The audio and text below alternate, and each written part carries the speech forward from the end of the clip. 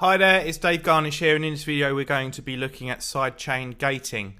Last video we looked at sidechain compression, which you probably heard more of than sidechain gating, but you can apply the same principles to a noise gate, and a lot of the minimal guys use sidechain gating for things like pads to give them interesting textures. So what we're going to do, we're going to have a look at this loop that a friend of mine actually, who I work with quite a lot, usually gets a bare bones of an idea together, comes to me and we sit with it for a day, and then then it's left with me for a while, and I build up a track, make it sound more like a record, and then we get together again at the end and finish it off. And one of the elements that he brought to me was this loop here, and I'll just play the track. So then if I mute the track, mute the loop, you can hear that it occupies a hell of a lot of space there in the mix, okay? So not only does it occupy a lot of space in the mix, it's blatant. It's a blatant loop, which I try and stay away from. So what I'm going to do, rather than just bin it, I'm going to try and make it sound a bit more interesting and make it ours, if you like. So I'm going to create a new software instrument, and I'm going to make it an EXS24. I'm actually just going to use the test tone or sine wave that comes in the EXS24, so there's no need to keep that open. I'm going to name it loop sidechain, and I am going to pop a bit of MIDI in there. I'm going to zoom in, so I'm going to pop a region in there, and in that region I'm going to pop some MIDI in there. Okay, so what I'm going to do is I'm going to pop in a hi-hat pattern. Okay, so, and also I'm just going to cycle round the first bar. So if I just play. Okay.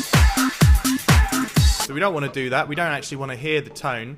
So what I'm going to do, first of all, I'm going to send it to the next available bus, and I like to use higher buses for things like this. So the next available one is bus 64, okay, and I'm going to send 0 dB by holding down Alt and clicking on the pot, and I'm just going to play it.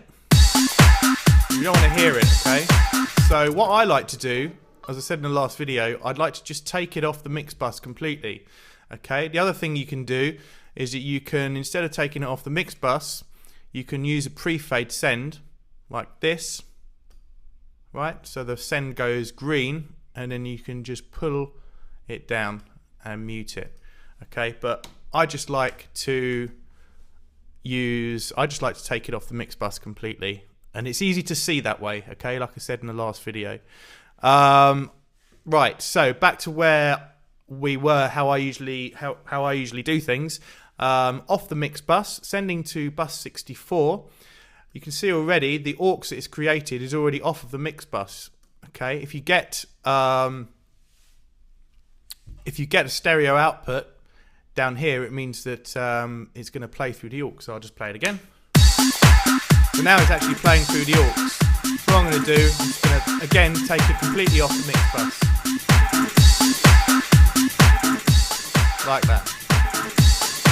Okay, so now we're sending that tone to bus 64 into this aux, but we don't need the aux at all, so I've taken it off the mix bus. So now it's time to pop up to the loop, and I'm just going to solo it. I'm going to solo lock it, and I'm just going to pop in a noise gate, dynamics, noise gate. I'll just quickly show you what a gate is, those of you who don't know. Okay, at the moment the gate is open. I'll turn the threshold up. The gate is closing and is only letting the highest peaks through. Okay, so if I turn the threshold right up, the gate is closed altogether. As I bring it down, it's only letting the highest peaks through. So the quieter bits, it's shutting out completely, and the louder bits, it's letting through. Okay, and if I pull it right down, the gate is completely 100% open. Okay, so just a few of the top parameters. The attack is much like an envelope, really. So that's just telling the gate to open slowly or open in 45 milliseconds, okay? Hold is the amount of time you would like the gate to be held open after the transient passes through, okay? So at the moment it's set to 210 milliseconds. That's completely closed. I'm just trying to... And I'll pull that down a bit so you can really hear it, yeah? So it's just the amount of time that you want the gate to be held open, okay? We're going to turn the attack up just slightly to avoid clicks and pops, okay? It's just recommended that you sort of have it open just a little bit, or have the attack up just a tiny little bit, just a few milliseconds. Okay, and release acts the same way as an envelope release, okay? So it just gives it a bit of a curve after the gate closes, yeah? So you can just hear that. But for this, what we're going to do, we're going to have a fast attack and hold and 0 release, and we're going to give it a sidechain. So sidechain input at the moment is set to none. I think it was 64, wasn't it? 63 was the kick drum pattern. So 64. I'm now going to solo the region with the MIDI in it and the EXS24. So as I play, hopefully it's going to play a hi-hat pattern.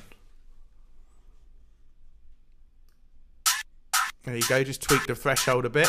So as you can see, it's playing the offbeat hi-hat pattern that I programmed in, okay? If I now listen to the EXS24, okay, it's just playing that test tone, right? So I'm going to take that back off the mix bus. And now I'm just going to have a little play.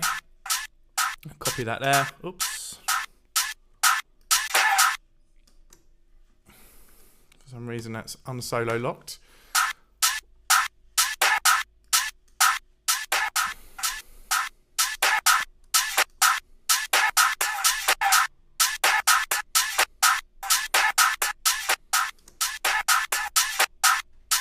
Okay, so I'm just having a little mess around with the MIDI. That's not bad. Go to the end, see if there's anything interesting I'm going to do at the end.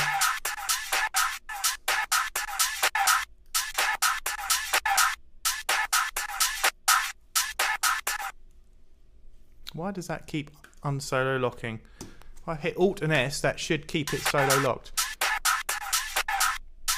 Okay, I'll get rid of this. Okay, so I could sit here for ages and mess around with the MIDI, but basically, in a nutshell, the MIDI that I'm messing around with is dictating when the gate opens and closes.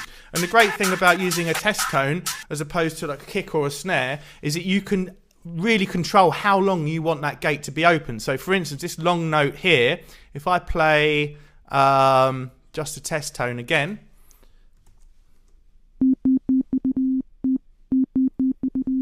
okay, so basically, because I'm using a test tone, I'm telling the gate to open here, and I'm telling it to close at this precise point here. If you use a hi-hat or a kick drum or a snare, you don't actually have that much control on where you want the gate to close. That's why I use a test tone. So I'm going to solo both of them. Okay, and what I'm going to do, I'm going to take, again, the EXS24 off the mix bus, because we don't want to hear that. And what I'm going to do, I'm going to pop in phaser. Oops, quite a lot. Don't want that much. But that's okay. Maybe a little bit of compression. But I'm not going to go there now. And I'm going to get our region and I'm going to loop it to the end of the song. I'm going to unmute everything. Take it off the loop. Maybe a little bit loud.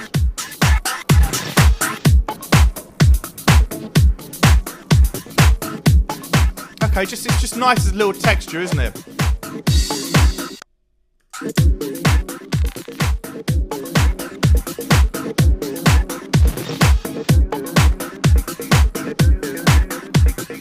I might actually keep that. It sounded pretty good.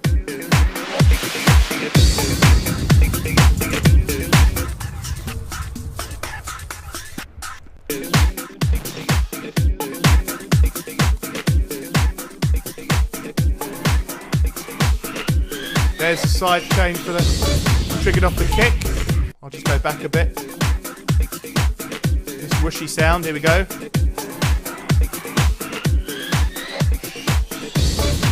Okay, and that was the video I made last, so if you want to check out the sidechain compression video, then we worked on this part down here, okay? But that's not bad now, it's not a bad little texture. As I say, the minimal guys use sidechain gating on pads and things like that. And obviously you can take your region, you can copy it and you can change it. You might want to change it in different parts of whatever song you're working on. If you're working on pop music, you might want to make it more busy in the chorus, things like that.